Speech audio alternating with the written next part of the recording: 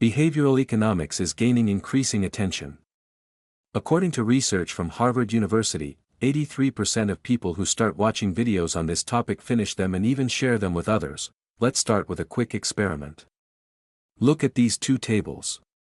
Which one looks longer? Most people say the left one. But in reality, both are exactly the same size. Surprising, right? This simple illusion shows how even our brain, which usually works well, can mislead us. We make countless daily decisions, from what we eat to how we invest. Unfortunately, most of these decisions aren't as rational as we think. Why do we make poor choices? Because our thinking is influenced by biases and mental shortcuts. Behavioral economics explores the psychology behind our economic decisions. Richard Thaler, who won the Nobel Prize in 2017, explains this in his famous book Nudge. He shows how small changes in how choices are presented can significantly impact our decisions. Let's take a historical example. In 1720, Isaac Newton sold his stocks just before a market crash, making a big profit. But when he saw prices rise again, he bought them back, and lost everything when the market crashed for real. Later, he famously said, "I can calculate the motion of the stars, but not the madness of men." Emotions, especially the fear of missing out, can cloud even the smartest minds. Another great example is from Amsterdam's Schiphol Airport. Their toilets had a hygiene problem, despite frequent cleaning. The solution? They placed a tiny fly image inside urinals.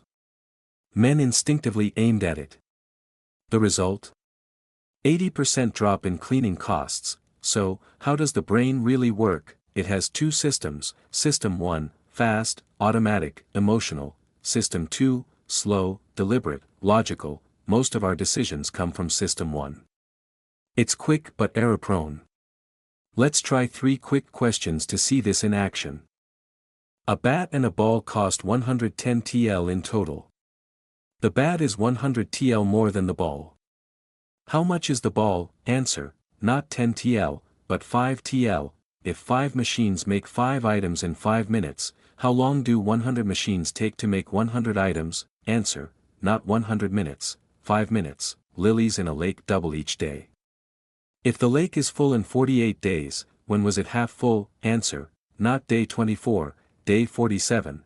If you got them wrong, don't worry, it just means your System 1 jumped in too fast. Slowing down and thinking deeper, System 2, helps us make better decisions. We're also influenced by anchors, reference points used to guide decisions. For example, donation pages often suggest amounts like 100, 500, or 1000 TL. These suggestions aren't random, they're there to nudge you into donating more. This is what choice architecture is about, how the way choices are presented affects our behavior. But not all nudges are bad.